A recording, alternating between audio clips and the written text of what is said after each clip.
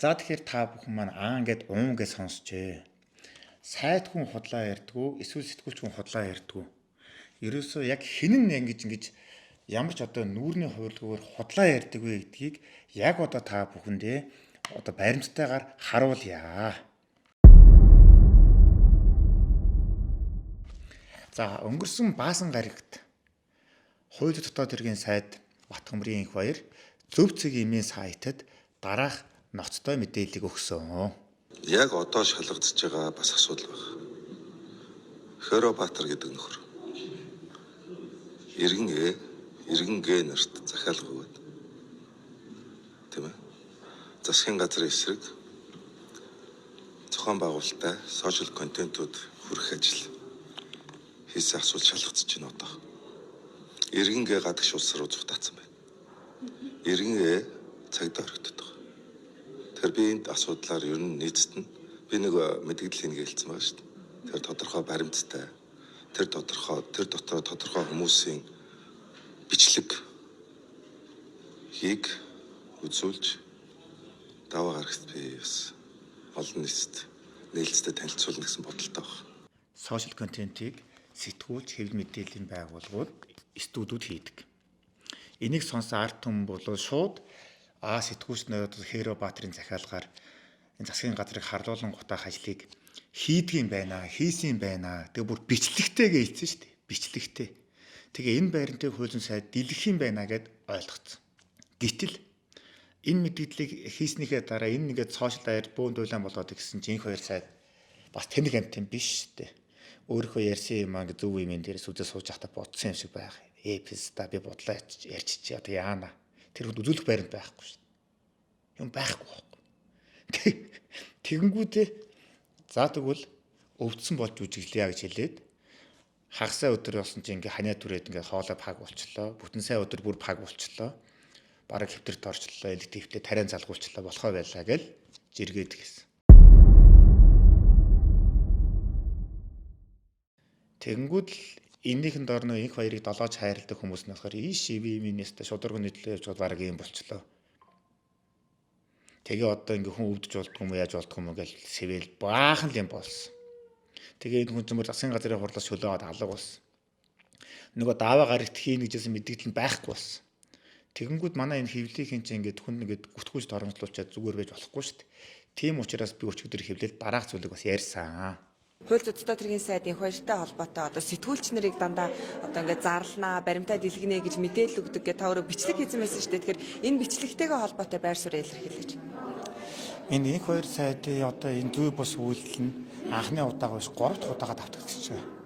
Хамгийн анх 2 жилийн өмнө хууль зүйн сайдаар ажиллаж явах үедээ бол Монгол улсад нүүрсний машинтай 40 сэтгүүлч байна. Энэ нүүрсийн хулгайд оролцсон 40 сэтгүүлч байна гэдэг асуудлыг анх тавьж ирсэн.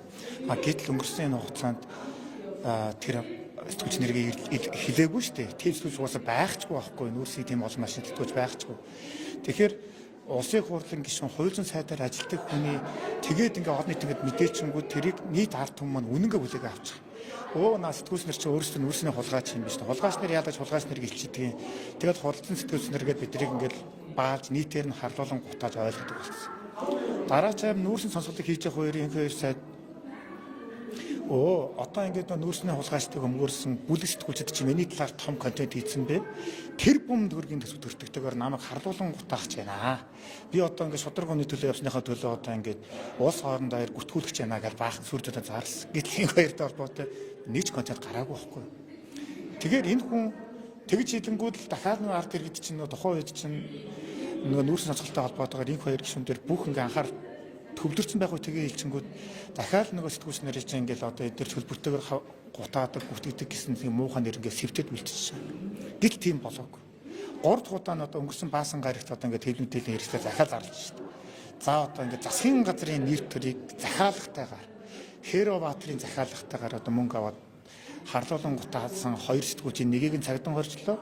Нөгөөх нь одоо оргон зайлчлаа гэдэг аимшиг ноцтой асуулт хийсэн. Тэгэнгүүтээ өчигдөр буюу өнгөрсөн даваа гарагт тэр сэтгүүлчдийг бичлэгтэй байранттай нэр устан зарлана гэж бөөн бодоод бөөн хүлээлт үлчээд тэгэнгүүтээ өөрийгөө өвцөн судлаа хэлээд орхон зайлчих байхгүй. Ажилдаж ирэхгүй шүү дээ тэр хүн.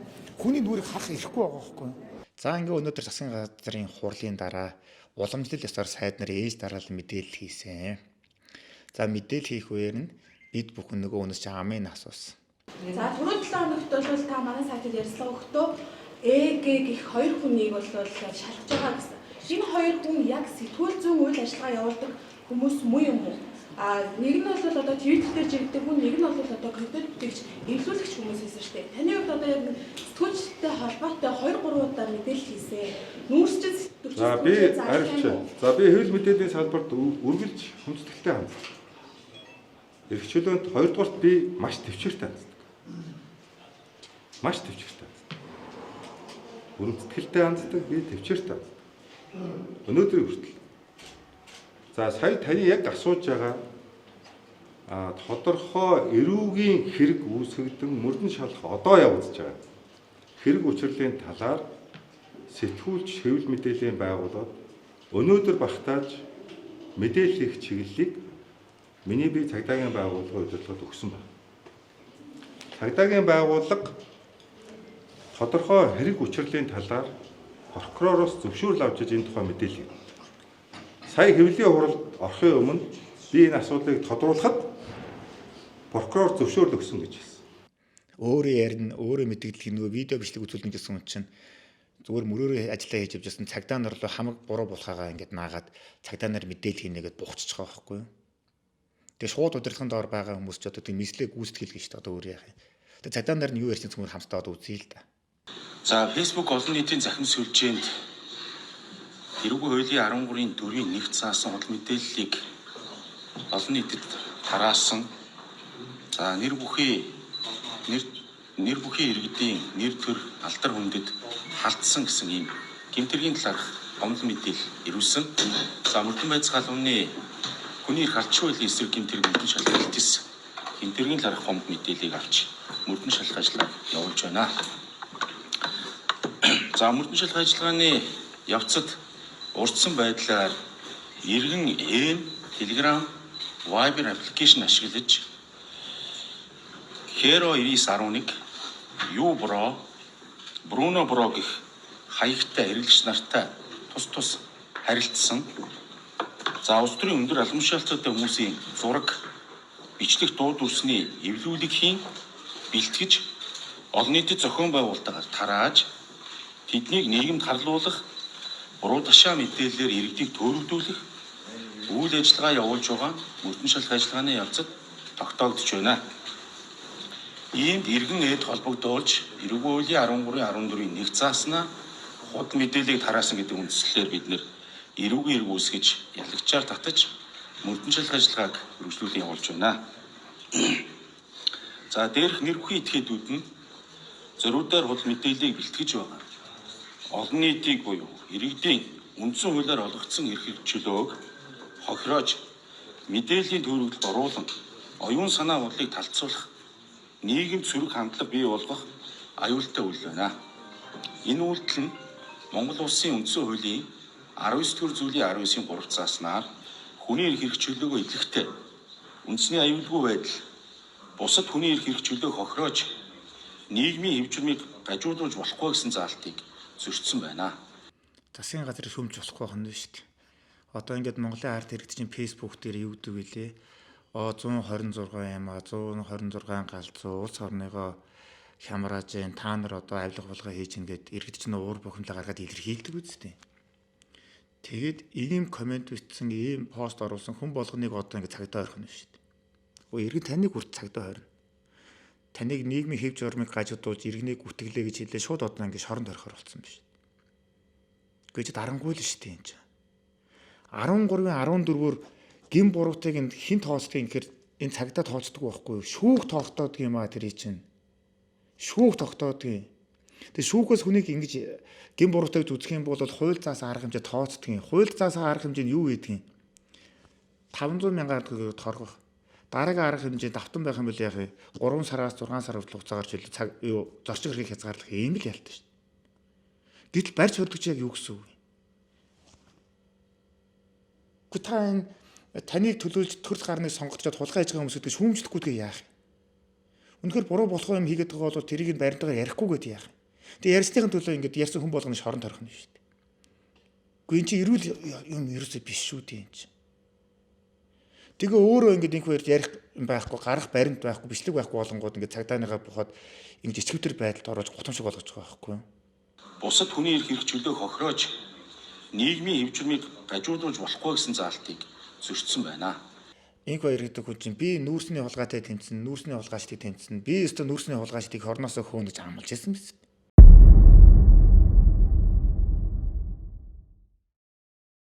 Нүүрсний хулгайгаа одоо жинхэнэ гоё ярилцъя. Одоо оптик гэрээгээ ярилцъя.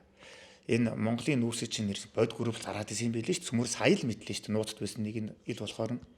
Тэгээ одоо энийгээ ярья гэдэг нь одоо юу гэж ярьж байна? Өнөөдөр хийсэн сонголт.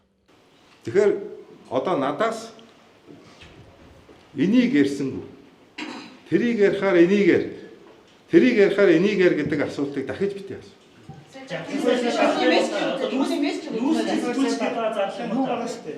Амгуултраа сайн мэдээд хийсэн шүү дээ. Хэрвээ одоо намайг хамгаалалтанд аваад аюулгүй хангах юм бол тэр нөө оптик гэрээтэй холбоотой бүх юм ярьж байгаа. Тэр хүний хамгаалтанд аваад яриулах боломж байгаа юм.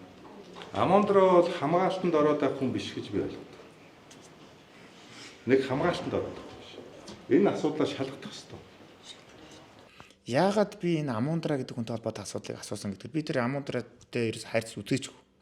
Гэхдээ би яагаад энэ Амундраа гэдэг хүний юм яриулах гэдэг юм бэ гэхээр хэрвээ энэ хүнд үнэхээр энэ төрийн албаныхны мэдэхгүй байгаа тийм нууц мэдээлэл байгаа бол тэрийг нь яриулах хэрэгтэй байхгүй. Нарийн нюанс, учир шалтгаан, учир зангилаа тэр цаад учир шалтгаан холбогдлыг мэдэх хэрэгтэй байхгүй. Хүн ингээд яг цаад юм ярьж өгөө, бүх үнийг дэлгэж өгөө гэдэг жагаад ярихгүй чамайг 20 өдөж яг ямар учиртай. Тэгэхээр үнийг мэдэх сонирхол байхгүй байгаа юм. Яг жинхэнэ үнийг мэдхий гэсэн үн чинь болохоор тэр хүнийг нь хамгаалтанд авч байгаа яриулж гаад ийм байна. Энд чи ийм учиртай юм байна. Энд чи ийм хүн оролцсон юм байна. Энэ жинхэнэ хулгайных нь эзэн энэ байсан юм байна гэж мэдэх ёстой шүү дээ. Ингэж тэр чинь шүүхээр дэнслэх ёстой юм байна шүү дээ. Тэхгүй. Ингээ попер яваад байдаг. Амондроо бол хамгаалтанд ороод байх хүн биш гэж би ойлгодог. Тэгэнгүүт намайг гэдэг махтаад эхэлж байгаа байхгүй. Одоо та нар сонсолт. Жишээлбэл шүү дээ. Манай бүд аргачлаа бол шүү дээ. Та адмирал гэдэг энэ Бортегийн хулгай амар өсгөлөө хийжлээ гэдэг та яг хэдэн онд нэвтрүүлэх гэсэн? 22 оны хэдэн сард? 10 сард. За 22 оны 10 сард буюу анх бүд аргачлаа хэлсэн биш үү? Тийм баад нүүрсний сонсгол болохоос 2 сарын өмнө бүд аргачлаа хийж ирсэн байх нь шүү. Эндээ ихтэй байсан байх юм шүү. Тийм ээ?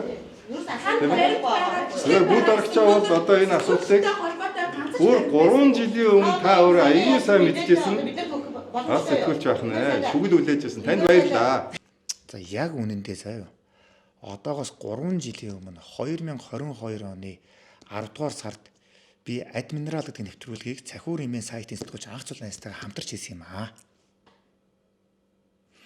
Энэ нэвтрүүлгийг хийгээд цацныхаа дараа яасан гэж алуулсан шүү дээ анхаа битээр. Будаа болсон шүү дээ. Өнөөдөр энэ яриад байгаа магтаад байгаа инх баяр гэж тухайн үед ч амар хамгаалсан шиг байсан шүү дээ. Засгийн газрын хэрэглэх газрын дарга байсан тэр амар өсөлгөн тэр түр хүчний өөдөөс битээр яваад алуулсан шүү дээ. Сошиал даяар битээрийг чи гутамшиг болгож доромжилсан шүү дээ. Бээжин нугсны ах トゥ ус яасан гэдэг. Яг үнийг хэлэхэд бол тухайн үед тэр дух цэцгээс ахлуулсан тэр том хөрөг том тороолууд барьж идсэн шүү дээ битээрийг. Юу тэр нэвтрүүлгийн өмнө үзэхгүй ш битээрийг л доромжлоод байсан. Гэхдээ өнөөдөр болонгууд гэдэг баярлалаа талхарлаа гэдээ балаа юм яриад. Тэгээ одоо энэ амар өсөлтөнд шалах ёстой байхгүй.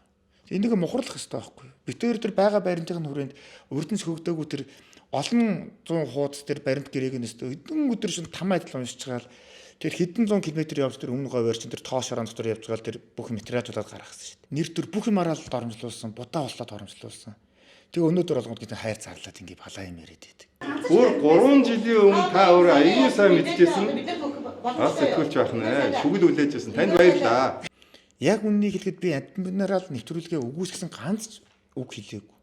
Би адмирал нэвтрүүлгээ устгаагүй. Одоо бол Монголын ард түмэн үзэл ингээл чи сайн нэвтрүүлэг гэсэн одоо яриад байгаа байхгүй. Тэгээ тухайн үед нь ярих нь яасан. 3 жилийн өмнө хин ч яриаггүй шүү дээ. Одоо л гинтгээ ингээд улс төрийн зорилгоор нөө амар өсөлтөн гэдэг хүнийг зайлгаад дундууд одоо л тэрийг ярьж байгаа байхгүй. Гэтэл яг үндэ энэ адмиралын цаалж дахиад энэ оптик гэрээ энэ Монголын нүүрс баялагын шин хямдхан үнэр ч юм уу тэр ямар нууц гэрээгээр зарчсан асуудлууд одоо байгаа шүү дээ. Энийг яагаад гаргаж ярихгүй байна. Яри гэдгээр үнийн тогтоё гэдгээр ингээ өгөөсгöd хийж идэг. Тэгэхээр одоо надаас энийг ярьсангүй. Тэрийг ярихаар энийгээр, тэрийг ярихаар энийгээр гэдэг асуултыг дахиж битгий асуу. За тэр битгийд би өнгөрсөн хавар ухаан удаг ортой холбоотой маш том нэвтрүүлэг хийсэн. Та бүхэн бас мэднэ. Энэ 5 толгойн бүлэг орд гэдгийг Монголын төр ямар их хөрөнгө зарцуулж яаж идэрвж гаргасан юм. Тэгээ ард түмний 100% баялаг байх ёстой тэр өмчийг энэ энержи ресурсыг яаж ингэж хулгайлж авсан юм. Тэр яриад байгаа тэр 4% чинь ямар хэмжээний нөөцтэй байсан. Одоо хэдийн авч чадах юм. Одоо тэрийг буцааж авахгүй бол хэдэн хугацаанд тэр 4% нөөц нь дуусах юм. Би бүгдийг баримтаар гаргасан шүү дээ. Тэгэл 34 тэр ухаан удаг ордын энержи ресурсын 34% төр авъя гэдгсэн чинь одоо тэр ажил байхгүй болцсон. Дарагдсан. Байхгүй. Тэнийг ягаа ярихгүй байна. Жинхэнэ нүүрсний улгаатай тэмцсэн хүн чинь инх хоёроос бий байсан бохгүй юу? Энэ Монголын нүүрсийн баялаг гэж алдсан тэр бүх юм чинь баримтаар гаргаж ирээд энэ алдагдсан баялагын 34% авъя гэж ярьсан хүн чинь бид нар байхгүй, сэтгүүлч нар байхгүй. Бид нар тэгтээ ингэж худлаа ярьдаггүй. Хизээч бид нар худлаа ярьж байгаагүй. Дандаа баримтыг харуулад ярьдаг байсан. Дандаа баримттай. Тийм учраас бид нар аль шүүхийн шатанд, аль садаг шатанд унжгаагүй байхгүй. Баримт ундгүй байхгүй. Тэгтэл өнөөдөр баримт гаргасан үнийг ярьсан сэтгүүлч нь болохоор бөөнөр нээж боорлож дарчаад тэгээ ингээд баримт тавин байн худлаа ярьж байгаа сайдыг болохыг өрөмжл магтаад байж болохгүй шүү дээ. Болохгүй байхгүй юм чи. Тэгээ одоо ингээд та нарын одоо миний хийсэн коммент тулгын доор орж байгаа тэр комментүүд нь хараарай. Дандаа нэр нураа нууцсан хуурамч хаягтай хүмүүс намайг л харлуулан гутаагаад байдаг. Яг үнийг нь сонсъё гэдэг бид нар чих байхгүй. Үнийг нь харах нүд байхгүй. Зүгээр л намайг л доромжлол болно гээл инх хоёр шиг сайн байхгүй гэж яриад байгаа байхгүй. Тэгтэл инх хоёртын хэлж байгаа хүн дотор нэг ч үнэг байхгүй байгаа шүү дээ. Ийм хүнд яаж хийдэг юм? Энэ хүн чинь хууль зүйн сайд хүн байхгүй. Хууль зүйн сайд хүн чинь худлааж болдоггүй байхгүй. Тэгээд эцэст нь хандж хэлэхэд энэ Монгол улс чинь ардчилсан улс байхгүй. Ардчилсан улс. Хүний эрх эрхчлөө, үг хэлэх үзэл бодлоо илэрхийлэх дээдэлдэг үндсэн хуультай тэр цонхоогоо баталсан тийм улс байхгүй. Гэтэл ингээд засгийн газар шүүмжлэлээ хүний нэр төрөлд халдлаа гэдэг үндслээр ингээд хүн болгоны цагдаа хоёрын чинь шорон юм багтахгүй шүү дээ. Дүүрэн шүү дээ. Хүн болгоны цагдаа ойрхон шүү дээ. Хин хүснийгөө онилж байгаа шоронд хийх нь шүү дээ. Болохгүй байхгүй юу? Үнэт зүйлийн төлөө зөвмөр нэг байцгаая.